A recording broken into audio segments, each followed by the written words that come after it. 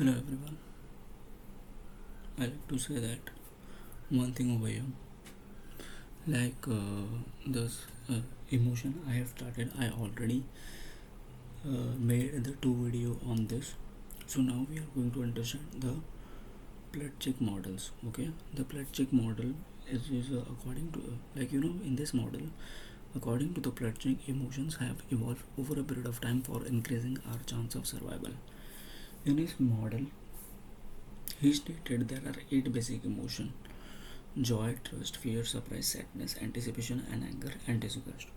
Each primary emotion also has its polar opposite. Example: joy is opposite of sadness, and fear is opposite of anger. So over here, Plutnik model is actually made by the Plutchik, and he is explaining about like there are total eight emotions are there, and in these eight emotions there are sub emotions are there, and he's explaining like opposites also. Yes. So on the last two videos, I think so you all are aware about the some kind of emotions, but in Plutchik models he is explaining in a different way. So Plutchik created the wheel of emotions, which depicts the various relationship among the emotions. So like you know he he is explaining the emotions from the wheel, and in this wheel, various relationships are there in its emotion. Then the intensity of the emotion increases as we move outward of this wheel. When the intensity of the emotions will increase as we move inward in this wheel. Okay, so I think so this wheel is there. If you go outer area of this wheel, the emotion will be decreased, and if you go center area, the emotion will be more. Like for example, just take example of acceptance is a less, then trust, then admiration, then serenity, joy, ecstasy. Ecstasy is the high level of joy. Okay, so like this you can say. And the color indicate the darker the shade, the more intense the emotion. So he is explaining now. Here it is explaining about the will. Example: anger when it least intense is called annoyance, and when it reach its highest level intensity it became rage. So here with the example of it is saying like anger, the here it is giving when anger is less, so it is annoyance. When anger is very high, it is very rage. Like everyone feels angry. So when angry, how it starts? It starts with the annoying. Some person are making you annoy, something are making you annoying from internal or external. When you are not able to control your anger, then it becomes annoyance. Okay, joy and trust combine to be love. Plutchik state that emotions are often complex. We experience complex emotion most of the time. He's explaining that emotions are actually a very complex thing. Most of the time we are experiencing a complex emotion. Yes, like sometimes you are feeling angry, and from side by side you are feeling that it's okay, right? Like this. So Plutchik model is important from the perspective of emotional literacy, that is not only having words for emotion, but understanding how different emotions are related to one another and how they tend to change over a period of time. So we need to keep a watch on over our emotions, name them appropriately, and address them in a healthy way to avoid triggering them in the future. The emotions which are not addressed in a healthy way can be a cause of psychological problem. It may also lead to unhealthy behavioral pattern in future, causing an imbalance in other aspects of the personal life. Like if you see, like in this model, it is actually important from the perspective of literacy, how much we are emotion literate. Everyone have emotions, but majority of the people are not aware about it, like what kind of emotions they are feeling, like what is the main reason, uh, what is the main reason of emotions of triggering they are. Okay, so that's why it may also lead to unhealthy behavioral pattern in the future, because if you are not able to understand your emotions, then it will become problematic in the future. Like for example, if you are sadness over a period of time, then there is a high level of chances be you will be controlled by depression. Okay, so emotion is derived from Latin word emovere. So how the word is emotion? Emotion is derived from Latin word emovere, which means stir or move.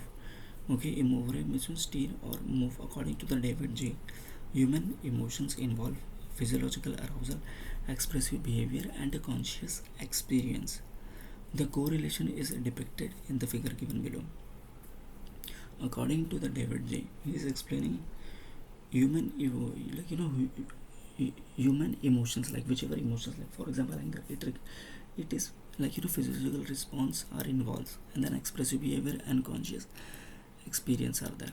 Then cognition, emotions and connotation, perception and interpretation of the situation causing physiological chance, and the outward sign of what a person is expression or feeling, like for example the roar of a lion. Okay, you are able to, when the lion is roaring, so at that time your physiological response, like you will try to understand, like I feel freedom and I must run to safety. So these three things are become a connotation. The first is a cognition. You are you are understanding the element like that will make you respond. Yes, that is important. Like for example, if if if there is a car is coming very fast, that will stimulate you and then your body will respond. Okay, so think, analyze and act. You see a snake with a friends to above given components, fill the process with your interpretation, feeling and section. I know, I understand that snake, my body reacts to run and my action is to go safe, like hide me safely. So this example is explaining over here, like how you are understanding the threat and how you are responding them. That is important. So physiological change refer to the automatic reaction that take place in the body due to response to the stimulus. If you analyze above situation, what happened when you saw a snake, the brain at the cognitive level perceive the stimulus as a dangerous based on the knowledge that is this animal is poisonous and threat of life. The era of physiological changes in the form of dilated pupil, first around. So here it is explaining, like on the cognitive level, when you are understanding of what happened to your body, your pupil will be dilated. And emotional level, what is like in cognitive level what your body will respond, and in emotional level what your body will respond. The automatic nervous system, glandular system, signal pituitary gland, and in connotation, what will happen? Plan for rushing to get object and for the animal. Let us take a basic strong emotion of joy and happiness and recall your most joyous moment, like your birthday.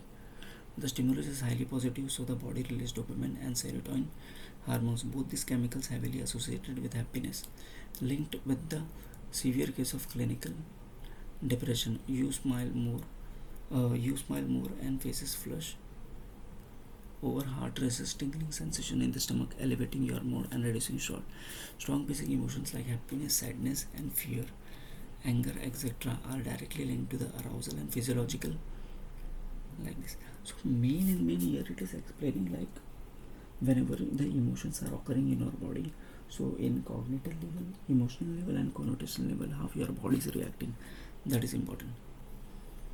Okay, so here it is explaining in a very simple way, like so now that you are aware of what impact of positive and negative emotions and have your body, now you all are aware about, like what kind of things will impact your body, positive, negative. Now you can recall, now you can very well become more conscious of how you express your emotion and deal with them in a healthy manner. Researchers have proven that practicing gratitude, mindfulness and kindness are highly effective way to balancing your emotion and dealing with the stressful challenges one face to live life. So here, like till now what I actually understood about, like positive and negative emotions.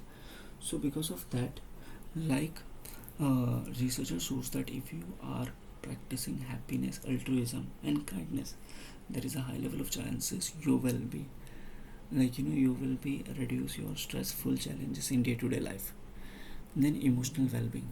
So this is very simple, like how do we achieve emotional well-being? Emotional well-being, like whatever emotions you have, so how you are able to cope up with that emotion. So there are three techniques are given. The one is physical, emotional, and social. So in physically, obviously you need to do exercise. In emotionally, you have to practice mindfulness, like you have to in the present, because emotions are coming in your mind in present and future. So socially, you have to have a relationship with other.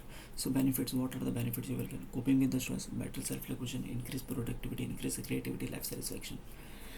Okay, so now on the next video I am going to explain you only emotional abuse is there. So I will explain next. Okay, thanks for listening me.